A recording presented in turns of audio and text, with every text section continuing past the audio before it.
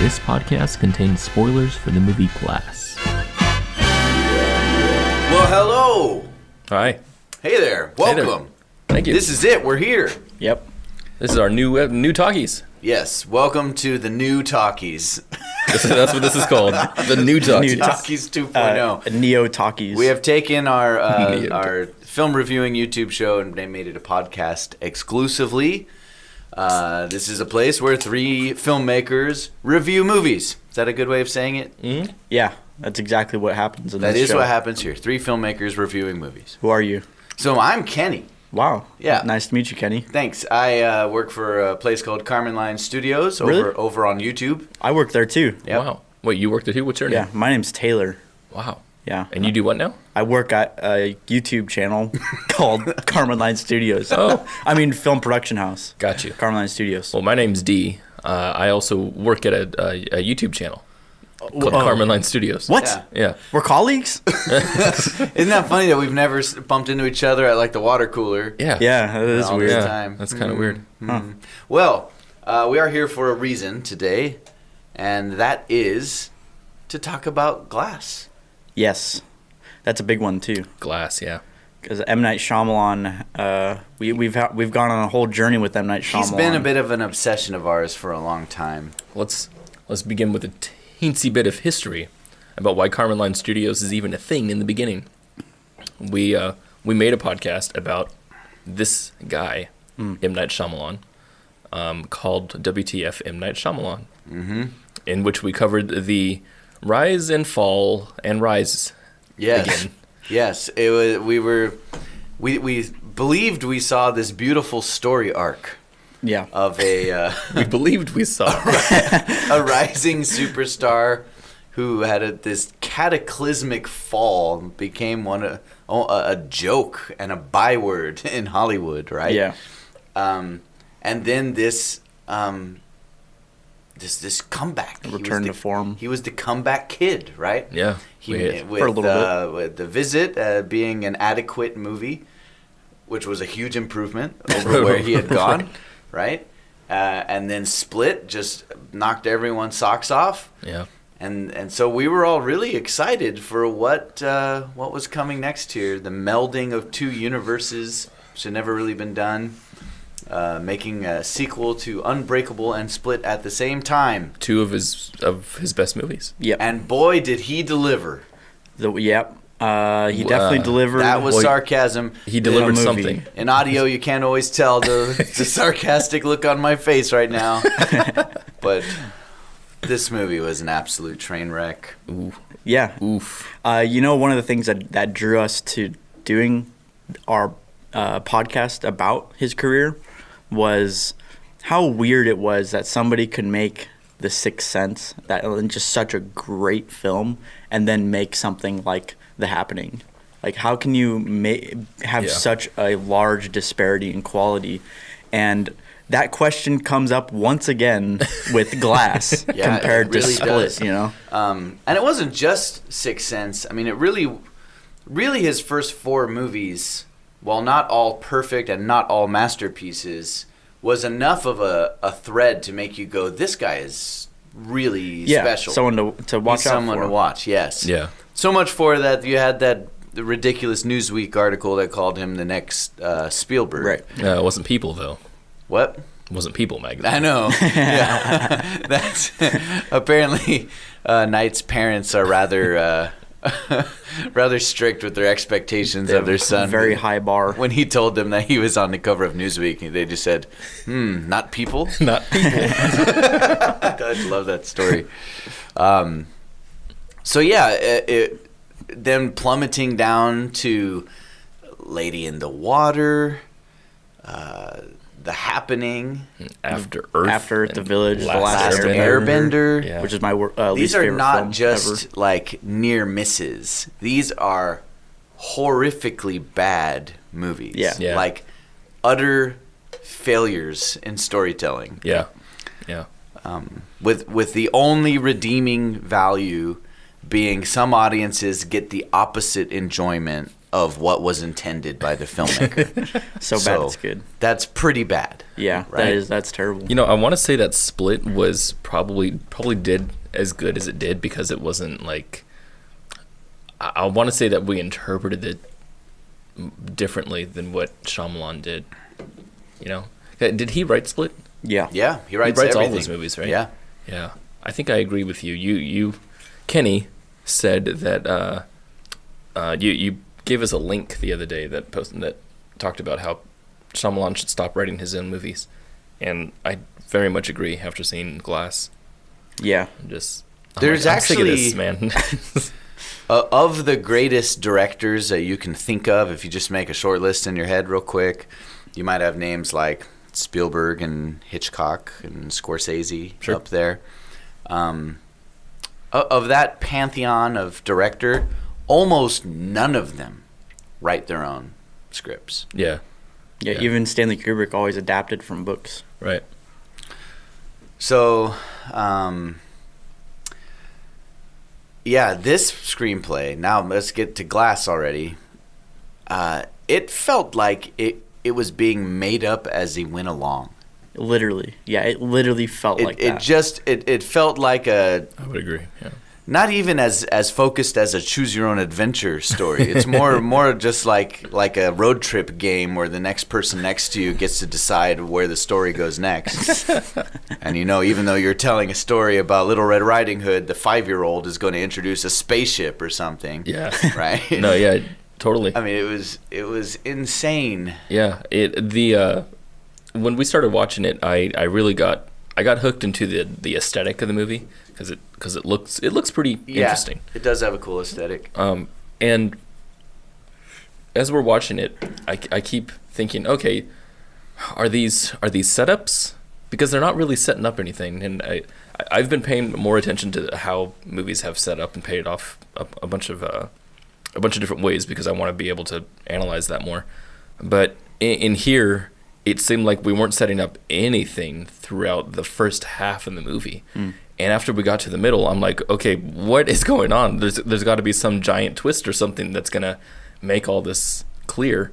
And then we finally get to Glass's character, who I guess was the main character. Well, in the end, he is. In the end, he is. Because if you step back and analyze this movie, there's only one true arc.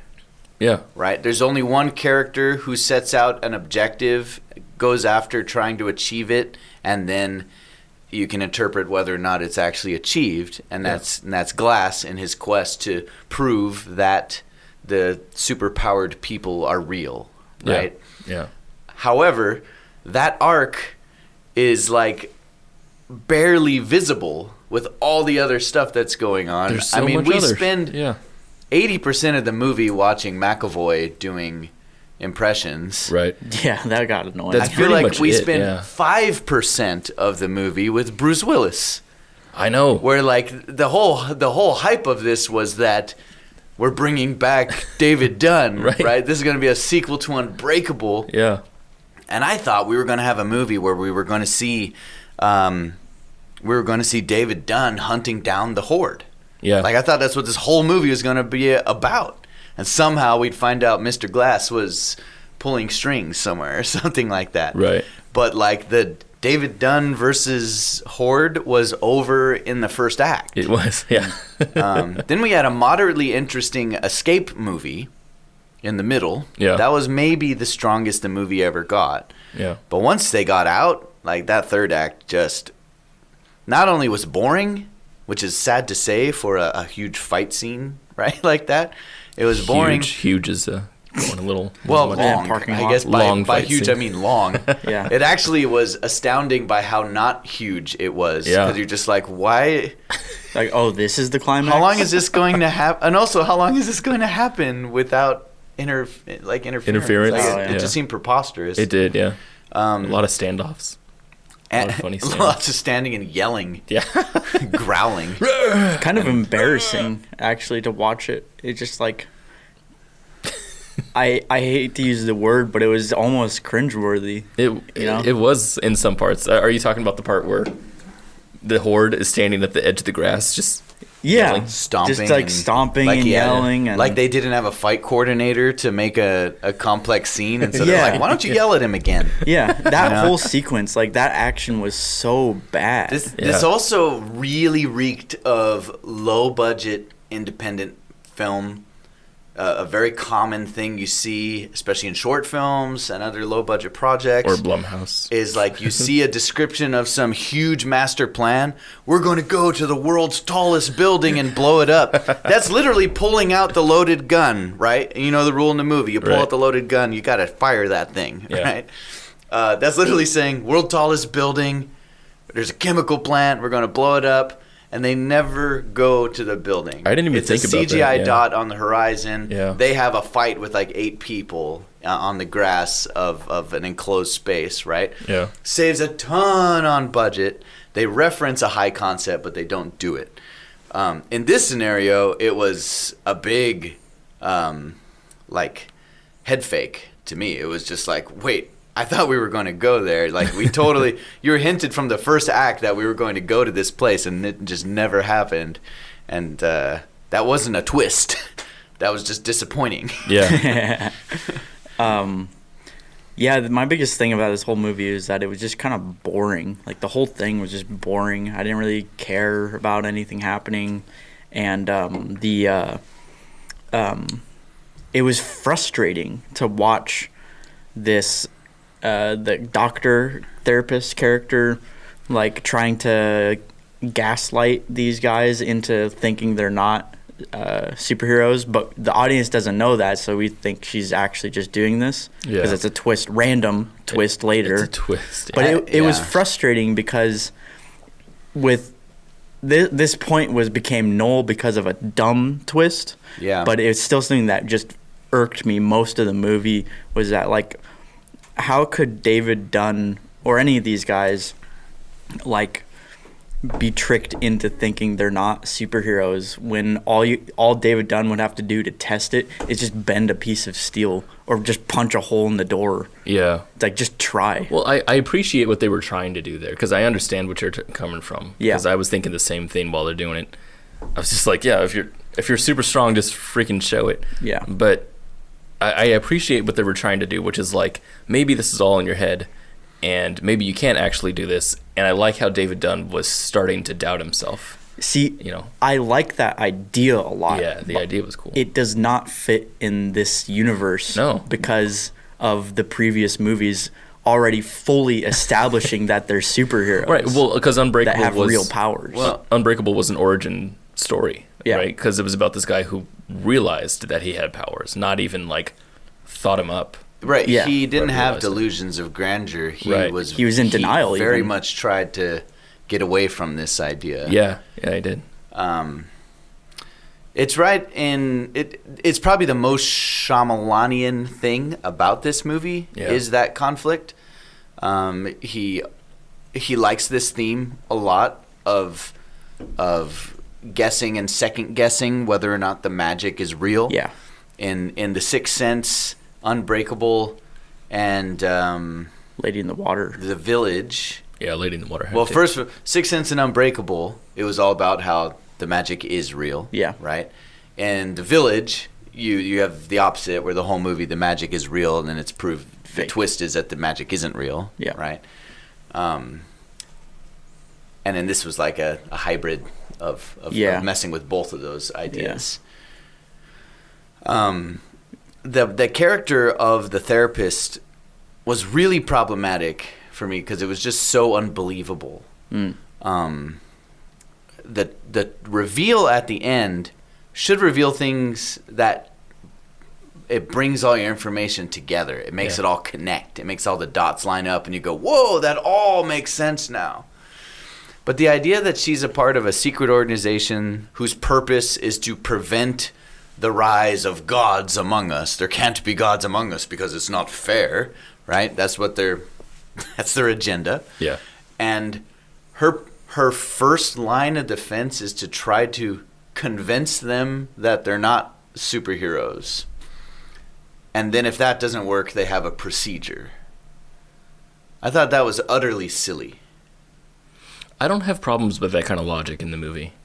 Because as long as I know why all of it's happening, I think I'm fine with going along with some silly stuff like that. I think that's interesting that it's pulling. To me, the only thing that made me hold on to her as her character was that she genuinely believed that these people were deranged and was trying to help them. Yeah. And when that was taken away, I'm just like, this character has no weight whatsoever. No, she absolutely didn't. Yeah. Yeah, when she was there and she was like, it was kind of weird because when she was talking to the Horde, it seemed like she understood he had multiple personalities. And at the same time, she's trying to tell herself that he's not powerful. Mm-hmm. Same with Dunn. It seemed like she was a little afraid of what could happen. And I think that's pretty cool. Again, with the nuance, but they didn't do that. It was just a straight therapist who's supposed to be acting one way when she's actually another. Yeah. And yeah, you're right, Kenny, where the twist is that you're supposed to connect information in now different ways that you had before. Yeah. Then we just had the inconsistencies in the way she treated her patients, so to speak. Also, such as if you're trying to convince David Dunn that he's not this superhero type figure and that water doesn't kill him, why would you use water as your threat? Like she sets up the water chamber and is like, water doesn't actually hurt you. Oh, but if you get out of line, I'm going to spray you with water. Right? That's kind of funny. I didn't think about that. Huh. My other biggest thing with this movie is that it's a bad idea for a movie. Just in general. Yeah. Although it's one of those bad ideas that it's hard to say was bad without it's easy doing it. It's easy to say it in retrospect. hindsight. I Yeah. don't think it was a bad idea for a movie. I think it was. I think that, and when I say that, I mean like not just the idea for Glass, but the idea of connecting Unbreakable to Split and then having a follow-up double sequel movie that is kind of fumbled. And then the way that this movie is compared to the other ones, like, I don't really want to see these characters in 3 separate rooms for most of the film. Yeah. Like, I want to see them doing stuff. Interact with each other. I mean, I think it could have worked. I only say it's a bad idea because I felt like it was inevitable to be messed up. Yeah. I just never fully believed it would be pulled off. Shyamalan's never made a sequel, also. This is the first true sequel he's ever made. Holy crap, was this a sequel-y sequel? Yeah. Tons of little references. There was no new development of characters whatsoever. It was all completely relying on the previous movies. Yeah, that's true. In such a heavy-handed way. It was like every time we saw a character from a previous movie, it was like the super dramatic shot of like, remember her, you know? Yeah. And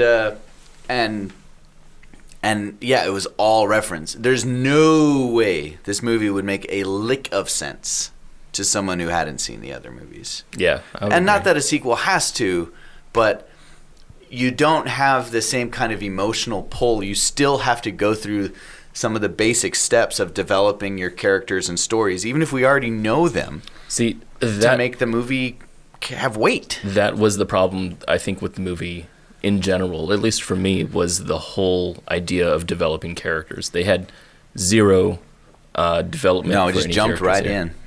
Yeah, there was no, like, David Dunn going through, finding the Horde, chasing him, getting locked up. He didn't have any motivation for any of this. It's just what his character does. Yeah. Right. And then the Horde was just, he's run by his personalities, so he doesn't have any motivation. Yeah. And Glass was the only one who actually had motivation, but his didn't start until the middle of the movie.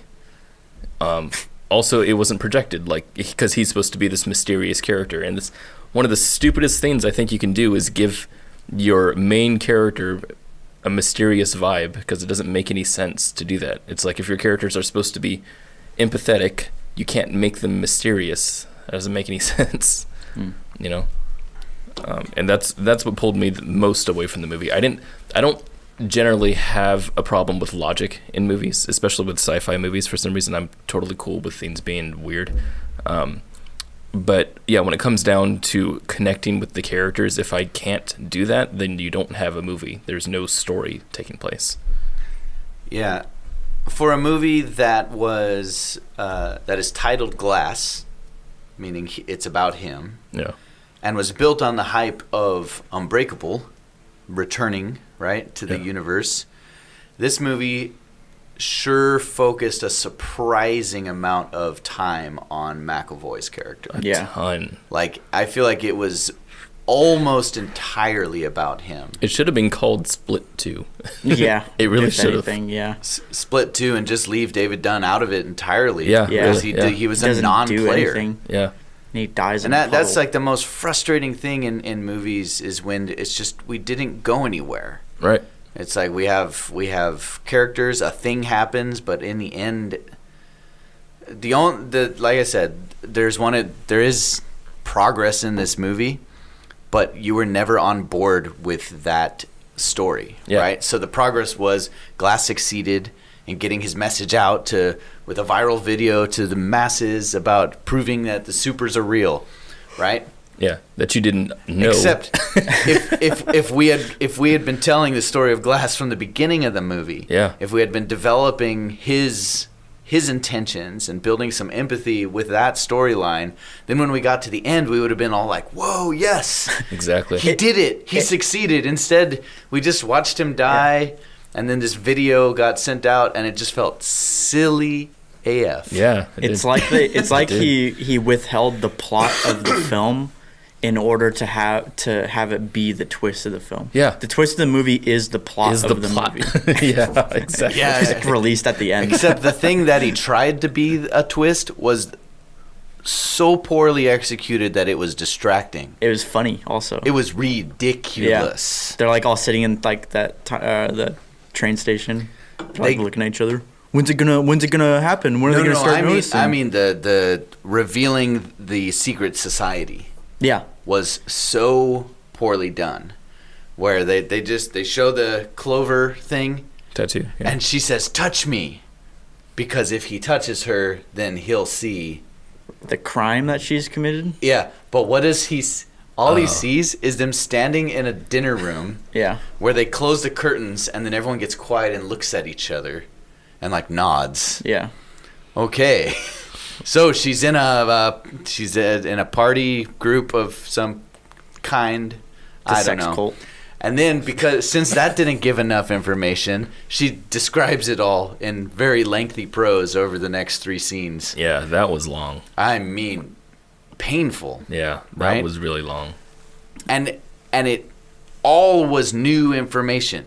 Right. None of it was hinted at before. There was no little secret pieces of info that got brought together and connected, which makes your mind explode and go, "Whoa, how Exactly. cool is that?" It was just new. It was just out of nowhere. I mean, so that's to go back to one of his oldest movies, The Sixth Sense.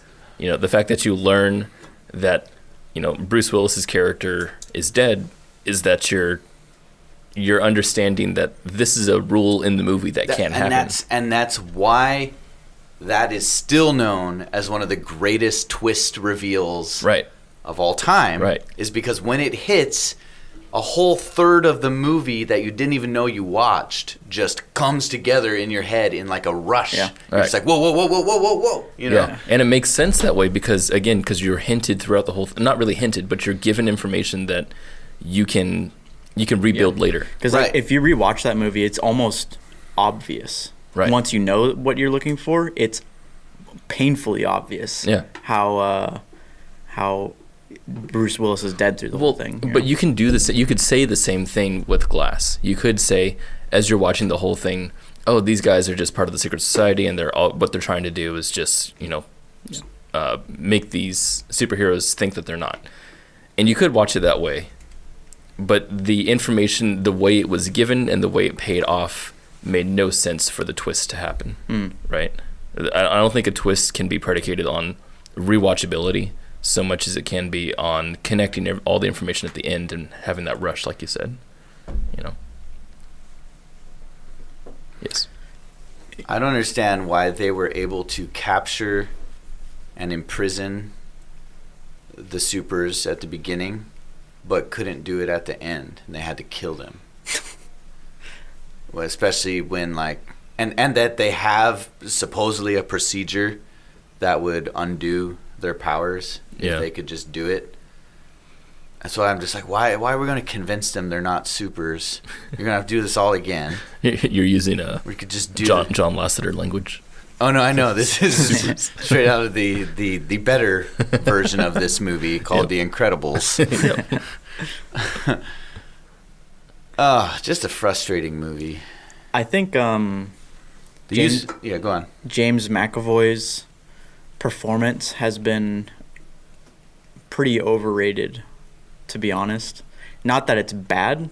Like, he does some of those characters really well, and it's awesome to see, how he can switch between the characters. Like the kid, he plays the kid awesome, and then he goes to the Patricia, is that her name? Like, that's awesome. But I think a lot of people are hyping up his performance just because, like, whoa, he can do all these impressions. Isn't that crazy? But you know what? There are a million actors who can do exactly what he did, which is just like switch between roles in that kind of rapid fire way. That is not a terribly uncommon skill set. There's just not very many movies where that's written into a movie to do it. It's not often you have an actor who's given permission to do that in a film. Yeah, right? It's just flashy. It's not necessarily a mark of that's what I feel exactly talent. It is. It's flashy. I mean, the only other time you see actors do that is when they're a guest on like Jimmy Fallon. I would argue against at least a part of that with him portraying Kevin. What was the girl's name? Patricia, I think. Patricia and the kid. Yeah. Those three, I thought were remarkable. I think they're all good. Remarkable performances. The other ones I felt like were filler. Yeah. Like you said, were flashy, where he would switch between one and the other. But to Taylor's point, what I think is that all that hype came about the performance from Split, where the performance was used well and adequately and helped tell the story. Yeah. And then was therefore over-relied on for this movie. It was like, well, this is what everyone wants to see. Yeah. And in the press leading up to this film, I saw Shyamalan talking about that, where he said that, in Split, we referenced the fact that he has 20-something personalities, but we only really use like 8 or 10 of them in the movie. And he said, in this movie, we use all of them on screen. And as soon as he said that, I went, this isn't going to be good. Yeah. This isn't going to be good. There's one scene in this movie where, this leads to another point, but there's one scene in this movie where it's just him getting flashed. Yes, they do a montage. Yeah, and there's no point for that scene other than to show off his other characters. Like, it doesn't have any point. Doesn't move the story at all. I would absolutely agree. Yeah. And then that made me realize that I found myself asking myself through most of the scenes in this movie, they're just like what is the point of this scene? Like, that's a question that kept popping into my head throughout. Right. And it was a fair question. Because I think a lot of this was just sort of like fan service to what Night thought fans would want. Yeah. That's what I think what was going on. Yeah. I don't think this script would have survived a moderately strict intro to screenwriting professor. No, it wouldn't. I think they would have gutted this thing. Destroyed. And put a big red line through 2/3 of the scenes with the note, how does this move your story along? Yeah. How does this move your characters from point A to point B? Yeah. Right? Yeah. Because they didn't. What was do either of you know if Glass was like somehow a lore connection or a pre-planned thing when he wrote Split? I believe by the time he was doing Split, he already had the idea. Mm-hmm. I've heard several versions of this story from Shyamalan's mouth.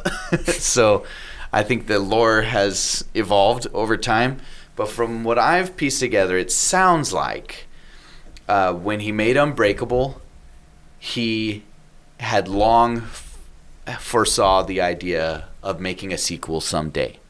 I think that he always wanted to make a sequel to Unbreakable.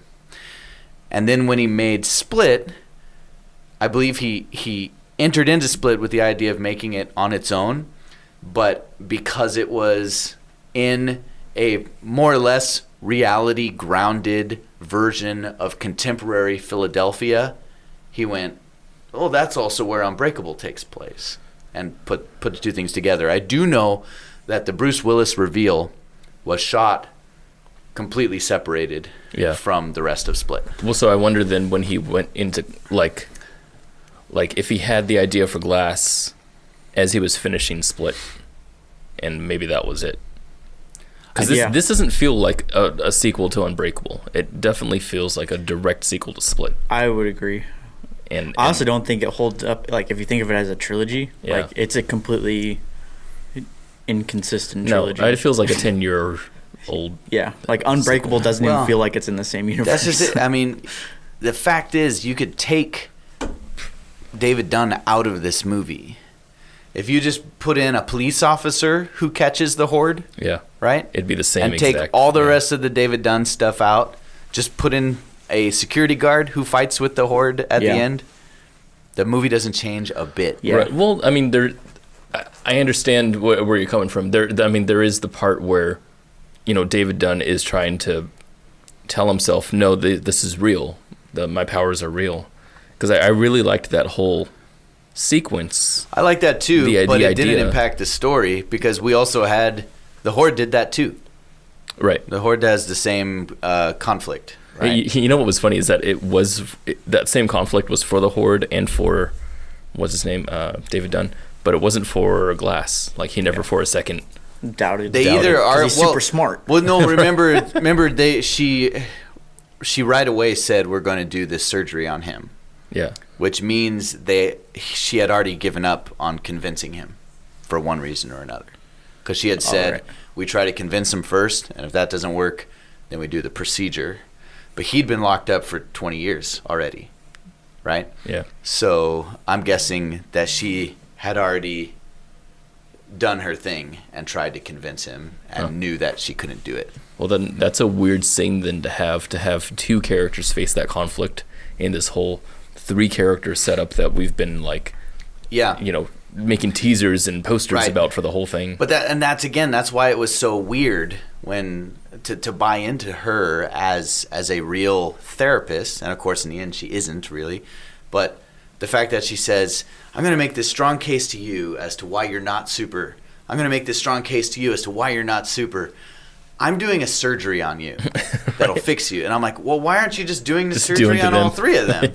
She's just like, you get a surgery. Yeah. Yeah, that was weird. Yeah. I found it funny when we cut to that unused Unbreakable footage that they shot for the movie, but it was like deleted scenes or something, and they reutilized it in Glass, which was pretty cool. But when we saw there was a scene where Bruce Willis goes into his son's room and is like talking to him for a little bit, and I was like, this movie's way better now. This is a way better. Bruce Willis's performance is all of a sudden way better than it is in the Glass. I thought that was you were saying Unbreakable is way better. Is what you're saying. Convinced, way better. I always loved Bruce Willis's performance in Unbreakable. Yeah, but it just doesn't. Again, David Dunn shouldn't even be in this movie. His character is very. I mean, he has a very emotional story arc in Unbreakable. I mean, there's a lot of things to empathize with. You have this guy, he's struggling to keep his marriage together. Yeah, and his son. His son is on the brink of going insane because of this whole thing. And it's very emotional. Whereas in this film, he is flatlined the entire movie. It's like David Dunn has made no personal development from the ending of Unbreakable to this movie. It's like nothing has changed for him. Yeah. I want to say that Night is a bad filmmaker is what I want to say. Yeah. I want to say that, and I want to make a definitive statement about it because I feel like there's a way that you can at the moment after seeing all his filmography. But he has really, really cool ideas. Mm-hmm. He always has really interesting ideas, whether they be bad movies or not. Like After Earth was a really cool idea. Last Airbender was at least an interesting foray into live filmmaking. But and even The Visit was also really interesting. Oh, actually, Lady in the Water was extremely creative. Yeah, and Lady in the Water had a really cool movie somewhere in there. There was a cool movie. Yeah. Really creative. But it's like he doesn't write consistently. He doesn't write coherently all the time, and his direction is just very his flavor, which isn't bad. I mean, all directors have their kind of flavor to add to it, but Shyamalan's, at least for my taste, isn't great. He's really hard to get a beat on, actually. Yeah. He just seems full of contradiction. Yeah. Because I can look at him right now and say, this guy needs to get another guy to write his scripts. But he's also the same guy who at the beginning of his career, he was courted by every major studio to come in and write scripts specifically. Yeah. Because he was seen as the best in town. I mean, his first 3 scripts are dynamite. Yeah. He also wrote the script for Stuart Little, which is not, a blockbuster by any means, but it totally holds up as a good kid's film. It's well written. So it's not like he doesn't know how to write, okay? But it seems like it from like. But now you look at he does. Yeah. It looks like he can't write. He's got to be the most inconsistent filmmaker From like Lady in the Water up, feels like he doesn't know how to write. Script, Except for Split, one Split movie is ago. well written. Split? Even Split wasn't that well written. No? I thought it was. No, I thought it was really well performed, and I thought the idea again was really good. But without James McAvoy, I don't think the script would have held up that well. The script isn't really about anyone. There's no real main character in that movie. We do have the Horde. We have Kevin. I disagree. I felt like Anna Taylor-Joy. Anna Taylor-Joy Yeah. is the heart of that movie. No, she is, but she's not. She's not the main. She's not the protagonist. Actually, no, I got a strong disagree. That's a very good script. That's fine. I still disagree. I don't think it is. I think it's a fine script. Wrecked. Yeah. Man, disagreement wrecked. Correct. Never coming back from that one. The point holds.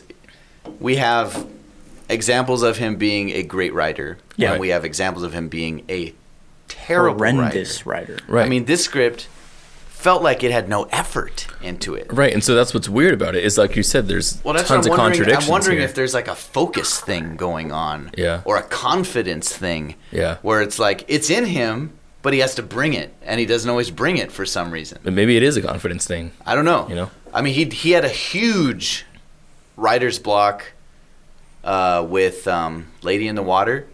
Like the story of him developing that script. There's an entire book about it. Yeah. Called The Man Who Heard Voices. The Man Who Heard Voices. But It's a very good book. That was a divisive script, right?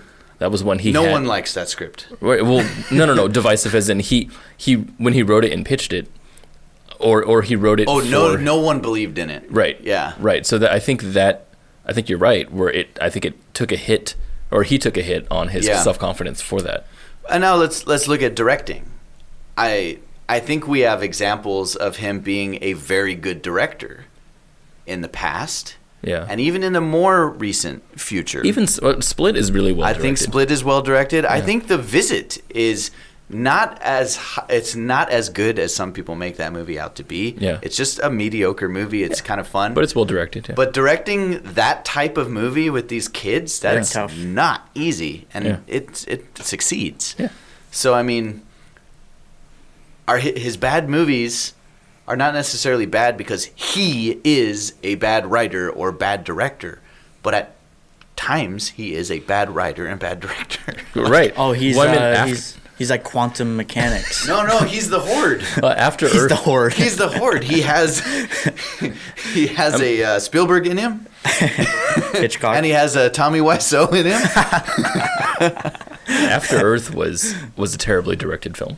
Yes, You know? it felt like it had no direction at all. Last Airbender was a terribly and directed film. from what we've sort of inferred from the making of After Earth, it was like he had taken a back seat. You know? But even Last Airbender was that way. Last Airbender has suffered from problems that were like new director problems. Totally. Stuff like freaking takes that you didn't do over again, and blocking. Simple blocking Yeah. was the thing there. See, I wonder if Camera rig in Shyamalan's, the shot too. Yeah. Shyamalan's like dedication to this idea of being an artist and this idea of trying to do things different with every movie and always having this bar of just doing something different with everything, that kind of mindset actually hinders him. And not necessarily in the sense that you should only do what you're good at, but like in the sense that, I don't know, maybe these broad experiments of doing a found footage movie, then doing a retconned cinematic universe thing are too out there of ideas for him to pull off, you know, in a challenge kind of sense for him as an artist, you know. Maybe that's what he's trying to do, is he's trying to constantly have a new challenge. Yeah. All the time. And he just fails constantly. And he's just, and maybe that's what it is that he doesn't want to do the same thing twice. Yeah. Maybe that's what it is. I feel like we're onto something with this split personality concept. I'm not It's kidding. a different person. Well, it feels that way because Oh, it's his other voices in if his you head. read the descriptions of what he was like on set of The Sixth Sense, which still holds up as his masterpiece, right, is that he was such a perfectionist, just this utterly meticulous perfectionist who knew his vision down to literally the square inch, because he would shoot a take. Bruce Willis would complain about it because he'd give the performance of his lifetime, and he was like, that was the best take ever. And he was like, I needed you to be 3 inches further this way. Let's do it again, but 3 inches over this way, right? I mean, I don't see how that person could make a movie like Glass. Well, obviously, I think there's unforeseen forces at work here. Yeah. There's things that are happening in his life that are taking something that are doing something to him that we can't see, obviously, because we're only seeing his movies. Yeah. If it felt like to me that he was riding high on the success of Visit and Split, and bought into the idea that he was back in the old driver's seat he was in before and just can do no wrong, and like he forgot the lessons of the past completely and just went on autopilot with this movie, and it was just like, it's such a great idea, people are so happy to see it, this movie's gonna write itself. Yeah. Like, that's what this movie feels like. I It hate does even feel that way. saying that, because that's like the rudest thing I could say about another filmmaker, but that's just what the film felt like when I was watching it. It was just like, this is being made up as we go along here. The thing, I always root for Shyamalan too. I do too. I didn't want this movie to be bad. I love him as a person. Yeah. I really enjoy listening to him speak. Yeah. And actually, I identify with his creative conflicts that he's described. I'm just like, yeah, that's exactly how I feel, you know, which means we all have that potential for greatness and utter failure Yeah. inside of us at any time. And so I want to learn from that. It just kind of makes me sad that he doesn't seem to learn from it. Well, and I want to see another movie from him that's on the level of Unbreakable or even The Sixth Sense, you know? I do too. Like, I wanted, like, Split was really good and I liked it, but I would, like, really rooting for him to pull through on another level, just break back up to that level where he was when he first started, you know? But, yeah, it's just, Glass just did not even come close to that kind of thing. But did you ever think it would? Not until I saw the first trailer. When I saw the trailer and I saw that it was like, oh, they're in like an insane asylum, I was just like, I don't know. I don't think that's a good idea. And then I started thinking about the whole cinematic thing, universe thing, and I was like, that's just, in retrospect, even before the movie came out, I was like, this might not be as cool as it sounds on paper. You know? I had rooted for it when I saw the trailer because there was a lot of really interesting visuals there. Yeah. I never thought about how logistically the story would play out. Yeah. I never thought, you know, it makes sense now looking back at, you know, Blumhouse being at a low budget production studio and making a big budget, what seems to be a big budget sequel. It's their biggest budget film ever, if I remember right. So a big budget sequel to something that happened a long time ago. and recently Yeah. at the same time. Yeah, it's quite weird. Also, it's another sense is that this is the first time. Again, this is his first real sequel. Like Yeah. Split completely stands alone away from Unbreakable, and Yeah. Unbreakable completely stands alone See, away from Split. I wish Glass was that way. Yeah, Glass Yeah. is dependent on those two films. Yeah, I really And wish it was just about Glass. Yeah, it's a detriment for it. Yeah. Right? Yeah. Like he should have done something, one that could stand on its own or is entirely separate. He shouldn't have even done this universe thing ever. Yeah. But it was just an excuse for like the coolest little reveal at the end of Split, which was awesome when you watch it for the first time. Yeah. But- Split had a great twist, I thought. But then the consequences and the results and the follow through of that is just not there. What I hate is that had to be the impetus for a sequel. Yeah. Why couldn't that have just been left? Yeah, you don't even that have actually to would follow have been through a with very that. cool way of tying up Split. And Yeah. it was for about a week until he announced, we're making Glass. And I was like, oh. Yeah, I think, in my opinion, I think he should have just done something completely original, something totally different. Holy crap. What? David Dunn died at the Yeah. end of the movie. Yeah, So he's dead now. yeah. Sixth Sense man. universe confirmed. What? He wasn't actually shot. See, it's part of the Sixth Sense universe. And now Sixth Sense takes place right after Glass. Oh, now he's going to announce his next film, The Seventh Sense. And the Seventh Sense will be Haley Joel Osment as an adult trying to take down the secret society Oh, yeah, because using the army of the dead. his superpower is seeing dead people. Yes, that's right. Whoa. It makes sense. It's genius. I'm not it's as actually genius of now. a fanatic as you guys are about these movies, so I'm kind of lost here. Well, all I have to tell you is it's genius. Oh, okay, secretly Yeah. genius. Yes, secretly genius. Because- he made this bad movie Yeah. to What throw good us off. what good is regular genius when you can be secretly genius? Good point. Right. You don't want people to know that. Then they'll Exactly. expect things of you. Why Glass secretly genius? That's what this is going to be called. Seventh Sense confirmed. Okay. Now that we're getting to this part of the podcast. No, I'm not done talking about the I'm movie. not either, but I'm going to bring up another point. Do it. Glass. And I've thought about this. I've been thinking about it. Glass is Shyamalan's second worst movie. See, this is going to be a point of Oh, contention. Yeah, it is. Yeah. Yeah. Second worst movie. Okay. Behind- Let me say Behind something. The Last Airbender, which is the worst movie of Let- all time. Let me build up some context for what you're about to say, Kenny. What Kenny's about to say, and what Taylor has already said. You're trying to suggest what I'm about to say? Let me tell you what Kenny's Words going to in say. my okay? mouth? Let me put words in there. As long as I can interpret what you said after. I want to build up some context for you two, because Not me. both of you, both of you. We have what Taylor's doing a very weird thing with a glove right now. You don't want to know. Save that for later. Sorry. There's you guys, specifically you two, have a very close connection with Shyamalan himself as a Yeah. creator. Yeah, You we're friends. You're Ever since he got from India.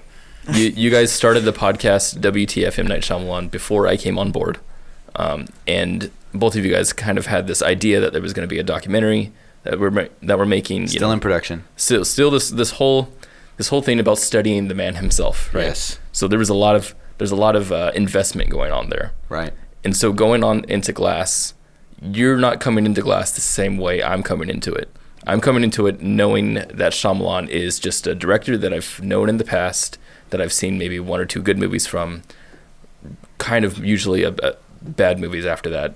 Right. So really, But that's really it. what you're saying is you're not really qualified to make an opinion. What I'm saying is that I'm not as invested or as emotionally driven in my decisions as you two are. Uh-huh. So Well, you don't have emotions anyway. So all when of my Taylor opinions says on film are emotionally driven. So when Taylor says something like his worst film besides one, I have to say, okay, well, there's some context that's driving that decision, which every person's context driven. But I think that one in particular is driven by the fact that you're invested in Shyamalan himself so much. way more than I am. I disagree So because I feel differently. It doesn't matter because what you've said Taylor, contradicts what I've said. Taylor, before. I think it matters. Huh? I'm on your side. It Oh. matters. What matters? He said it doesn't matter What doesn't matter? that you have opinions. Oh, you said that it doesn't matter that I have opinions? What the hell's wrong with you, D? All right, now can we say our opinions? Yeah. Sorry. Thank you. Sorry, D. I'm trying to... All right, flesh it out. I just don't agree because Agree with what? the fact That you're invested no, that you're suggesting that my opinion is colored. is colored. It is. Yeah, It is colored. but all of my opinions are colored about any movie ever made ever. Yes, but I'm just saying right now that I don't think this movie Glass is as bad as you think it is. That's what we That's should okay talk about. because you can have that opinion. Okay. Let's drop, But you drop can't, the context. no. You can't say that you think I think that it's not as good as it is because okay. you don't get to say how I feel about movies. But when you said For when you said listening in the, audience, Taylor is making rude hand gestures at me. when you said in the beginning, you said I'm gonna say something, right? I'm gonna say Glass. I think is his second worst worst movie all movie. time. Yeah, You're making an objective statement there. but it's under the guise of my opinion. That's how I approach all of my. That's how I always talk about film. Do you really making need an to objective but do you really need No. to specify that, D? But D, you know, Yeah. I think There I is no literally, objective I literally ranking of think movies? No, there's all not, film is subjective. Sure. All of it. Yeah, absolutely. And I only have this guise of objectivity because it's fun to talk about that way. Well, then there you go. Now- You're And fun. that's to- what I'm saying. I'm saying it's my opinion. Now can we have the real and argument? all of my opinions are colored about. Now- and all of my decisions made on opinions on film are colored and emotionally driven. Yes. Snap Okay, out of it. sorry. man. Just Sorry. snap out of it. But Listen, I'm back. Now Yes. can we argue about which movie's better as if it were Objective? Yes, because that's much more fun. Yeah. Yes. Yeah, that's what I was doing. Okay, fine. Now, why is Split not his second worst movie? Go. Sure. Well, tell me what his first worst movie is. The Last Airbender. Okay, and then so I would say that The Village, The Village. Lady in the Water, After Earth, are all worse than Glass. Dude, And The Happening. Yeah. The Village is a good movie. No, it's not. Yep. It's not though. The Village It's is objectively it's- terrible. No. There's a dividing Okay, line. The Happening is definitely worse. After Earth is also definitely worse. I thought After Earth was terrible, but I thought it was this is my reason for Glass being his second worst. Yeah. Is because it was at least coherent as a movie. After Earth? Yeah. Like it had a plot that was coherent. Yeah. And had a through line. Yeah. Where Glass doesn't even really have a coherent Glass plot. does have it doesn't play out coherently, but it does have a story behind the script, if you were, right? As it were. It has a lore basically, and it does work as lore. It's just stupid. Yeah. That's all it is. And I felt like in Glass they were really making stuff up as they went along and just throwing stuff out out of nowhere for no reason. Let me make a comparison with Lost, which is a show that they did literally make up stuff on the spot. They did for Breaking Bad too. Yes. Except Breaking Bad why was written Breaking by Bad good writers. sucks. So Lost had some things that made you go, wait, what? Seriously? Like that's what it's been this the whole time? So after you watch Lost as a series and you start finding out that they're just making stuff up as they go along, you start connecting all those pieces back to the beginning, and it doesn't work. The logic ceases to exist because Wait, you don't like Lost? I love Lost actually. You like Lost? Yeah, I do. Ew. But anyway, you see that the logic just doesn't work after that. Now you're like, okay, you were indeed making stuff up because this doesn't work. Glass, on the other hand, does work when you take all the twists that he did and put it back in the beginning. It does work as a movie. It just is stupid. So what if we stripped out this concept of good, better, best, and replace it with enjoyable? Oh yeah, in that instance, Which movies were the the least and most enjoyable. And to me, he's made 3 movies that are utterly unenjoyable. Utterly unenjoyable. Sure. And Glass is one of them. To me, the other 2 are After Earth and The Last Airbender. Last Airbender, After Earth, and Lady in the Water for me. Well, so to me, the Lady in the And Water, The Happening. Lady in the Water is completely a huge letdown. Yeah. Like by the time the movie ends, you were just so frustrated and disappointed. No, I wasn't invested during any of it. But I found the aesthetic and the world so interesting that for maybe a third of the movie, I was like, this is going somewhere. There's something here. It falls apart. But I did find little nuggets of joy in that movie. Well, so I had nuggets of joy in Glass. I suppose I did too. But The Happening, I had zero joy. Happening? After Earth, I had zero joy. No, I have joy in The Happening, actually. I had no joy for Glass. I had very low joy in The Village. I like The Village. Yeah. Still standard. That's on the side of his good movies dividing line. Last Airbender, I liked what they were doing and hated the movie. So then there's different reasons. There's not a thing in Last Airbender that was redeemable to me. No, So no. bad. I liked the way the kid fought, and I liked the visual effects were really good also, and the aesthetic looked really nice. But as a movie, it doesn't work, and it's terrible. I think The Happening is extremely enjoyable for me, but in a very wrong, unintended way. Not in the way that Knight would want. Yeah. I laugh so hard when those kids get blown away with the shotgun. It's amazing. I don't know why, but it's just hysterical to me.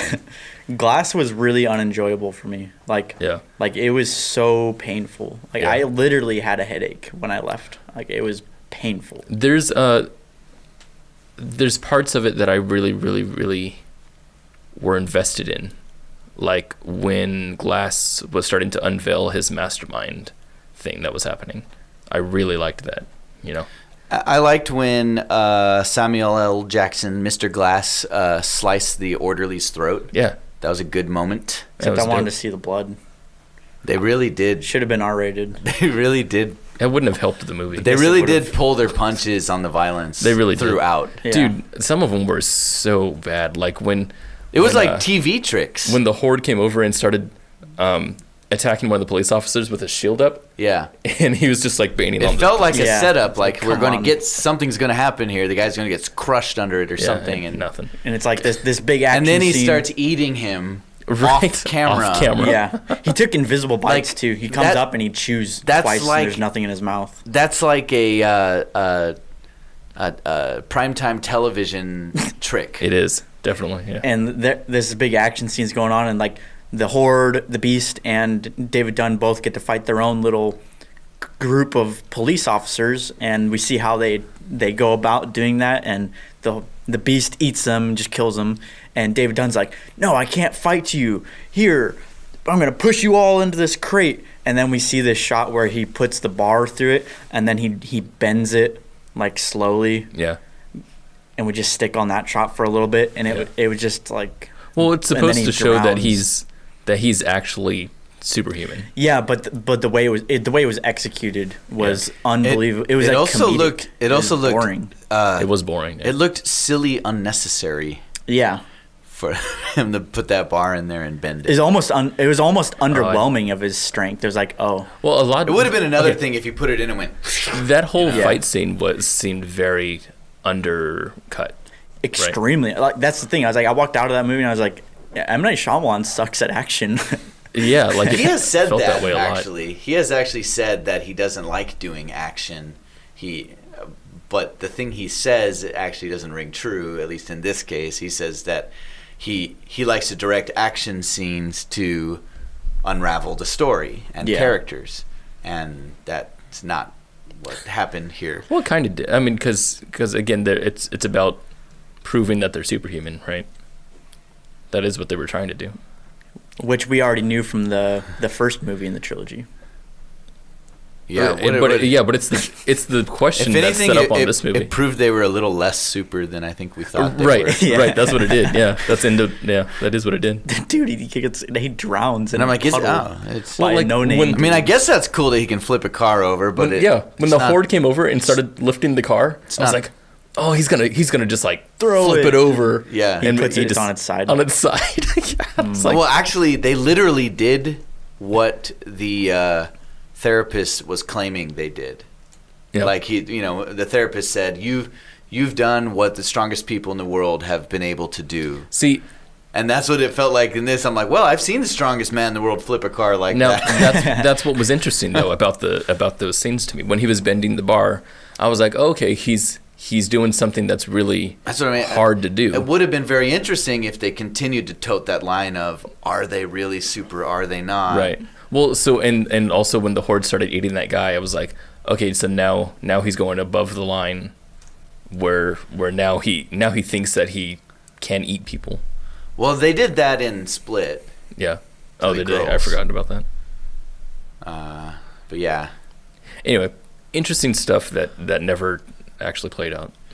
Back to the pantheon of his films. I guess the way I would define it is that Glass, After Earth, and Last Airbender, I all had the sensation of, I just wish he didn't make these movies. That was the Not happening for me. necessarily that he had done them better. Yeah. Like, I'm okay with being a Shyamalan fan. I'm okay with The Happening being a bad mark on his repertoire, okay?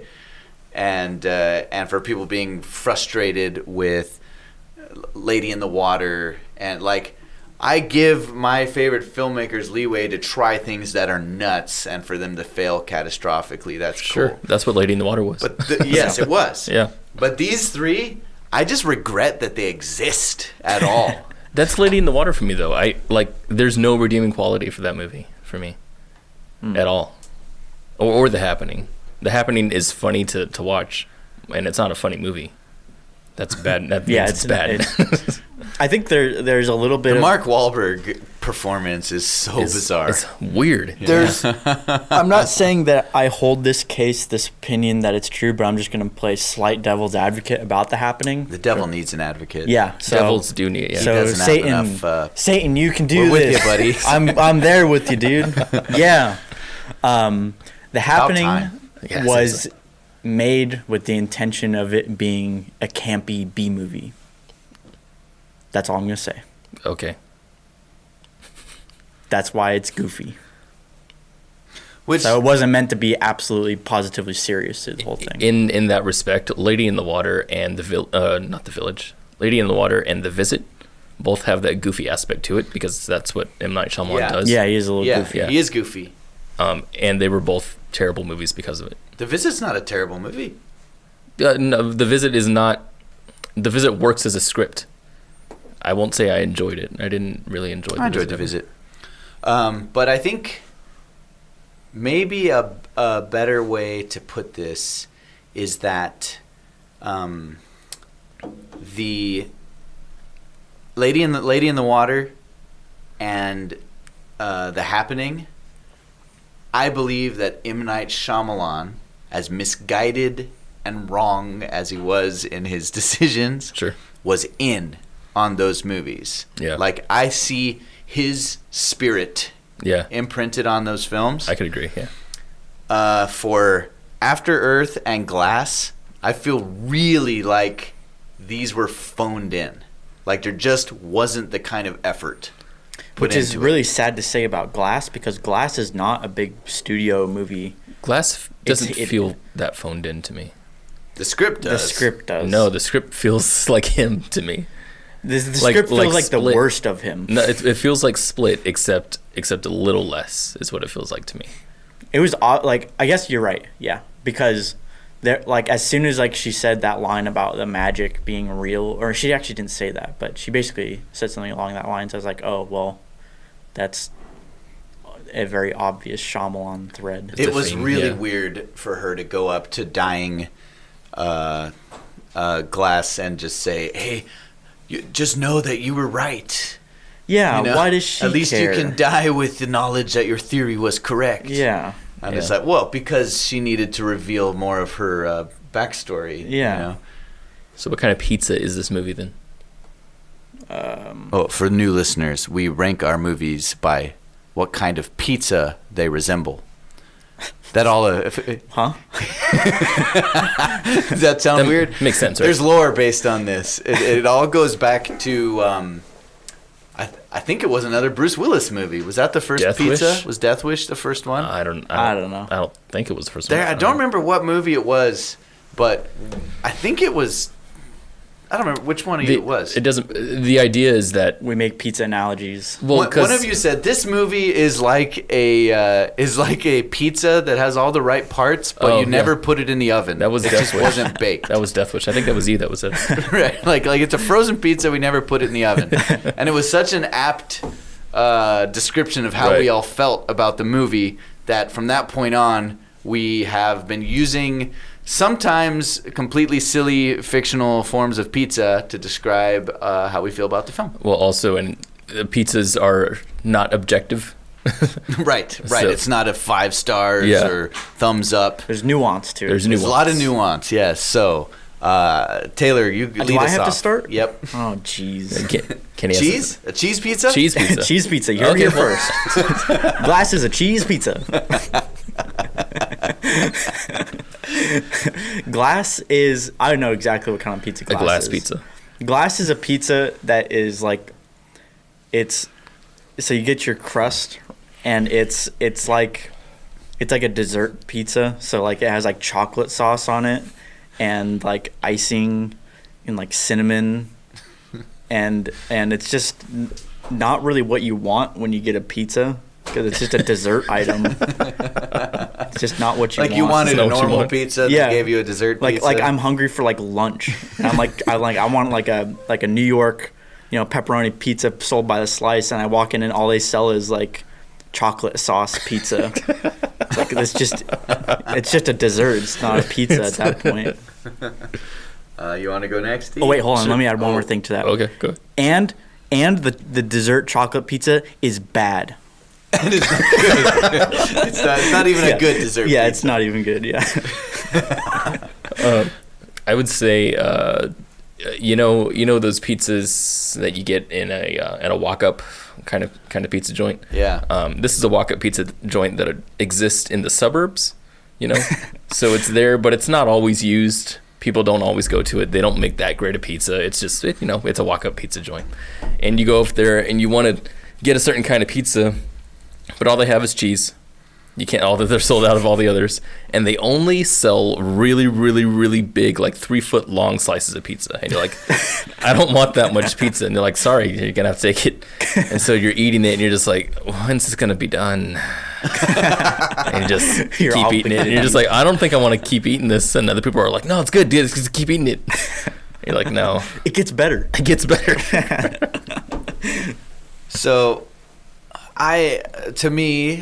so imagine a pizzeria owner who, and in a world where pineapple had never been put on pizza before.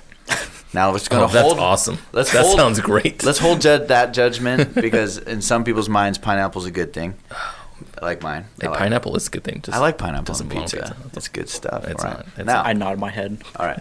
That's not the point. The point is the pizzeria owner has this wild idea of putting pineapple on a pizza. And he does it, and it becomes this like wild craze sensation. Everyone's like, did you hear about this place? They're putting pineapple on pizza.